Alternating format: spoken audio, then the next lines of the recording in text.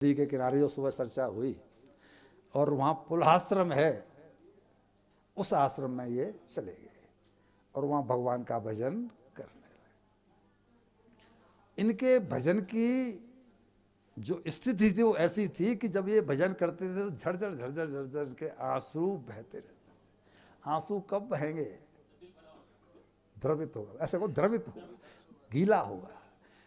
तो जब जब ये स्थिति हो गई तो अपने आनंद परमानंद में भी मगन रहते थे।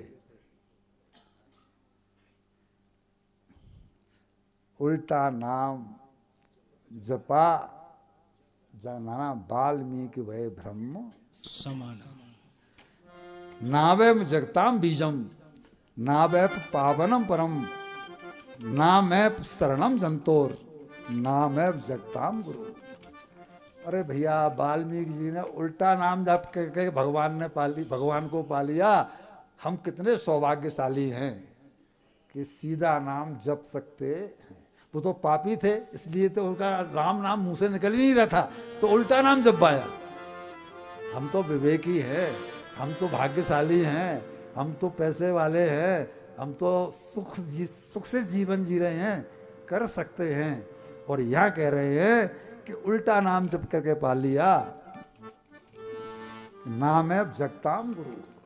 जो भक्त है, जो नाम जपता है, वो जगत का गुरु है। और वहीं आनंद में अपना जब भजन करते थे। अब आप पूछेंगे कि भजन घर में नहीं हो सकता था? तो डॉक्टर साहब की कृपा है जो हमसे इन्होंने कही नहीं, क्योंकि ये मान के बैठे हुए हैं कि भजन करने के लिए कहीं जाना काहे को। एक कमरा अलग घर में है इतने, अब इनकी बड़ी लंबी चौड़ी वाली कोठी है, वो कहीं भी कर लेंगे, लेकिन घर में हो पाता है क्या? अब इनके ऊपर भी पहली मंजिल पे भी कमरे हैं, इनका पोता इनके साथ हम गए थे, तो सब कुछ आनंद, पर हो पाता है क्या? कभी पोता आ जाएगा, कभी पोती आ जाएगी, कभी ये आ जाएगा, कभी वो आ जाएगा। भजन नहीं होता, उसके लिए तो एकांत ही चाहिए। भजन में तब होगा जब डॉक्टर साहब ये चिंतन हो जाएगा, मैं हूं श्री भगवान का, मेरे श्री भगवान। अनुभव ये होता रहे जब तक तन में प्राण। अभी हम किसके हैं? मीरा के। मीरा कौन है? और तब होगा बात, तब बनेगी जब अनुभव यह होता रहे, मेरे श्री भगवान। भक्ति की जब ये पोजीशन हो जाए, भक्ति का सबसे बड़ा लक्षण क्या है? तुलसीदास जी ने क्या कहा है? मम गुण गावत पुलक शरीरा गद गद गिरा नयन वह नीरा। केवल अपनी जिब्या से कह लेने से भजन नहीं होता कि मैं भगत हूं। ये स्थिति साक्षात दिखाई पड़नी चाहिए कि हृदय इतना गीला हो गया हो कि नाम लेते ही आंसू निकलने लगे। तब तक तो वो केवल जिब्या की शरणागति है, शरणागति वो जो है सच रही है। एक दिन ये भजन कर रहे थे, तभी संजोग से एक हिरनी आ गई, और वो थी गर्भवती। गर्भवती हिरनी आई पानी पीने के लिए, तो वहाँ तो जंगल में हाथी शेर हिरण वरण घूमते ही रहते हैं, तो वो आराम से सुख से पानी पी रही थी कि इनसे तो कोई खतरा है ही नहीं। तभी संजोग ऐसा हुआ कि कहीं दूर एक शेर ने धाड़ लगाई, तो था तो दूर शेर, लेकिन इसको लगा हिरनी को कि शेर मुझे खाने के लिए बहुत नजदीक आ गया है।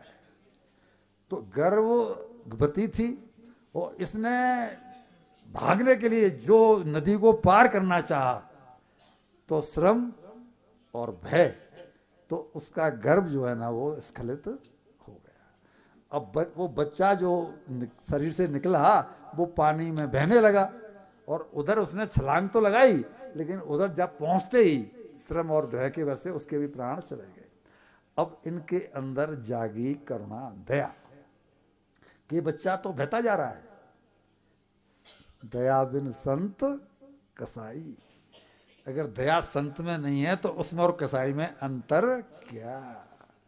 तो कूदे, और नदी में कूद करके हिरण के बच्चे को निकाला, उसको साफ बाग पिया, दूध दूध पिलाया और अपने आश्रम में ले आए। यहां तक तो जाजोदिया जी ठीक था, लेकिन ये उसे 2-4 दिन रखते।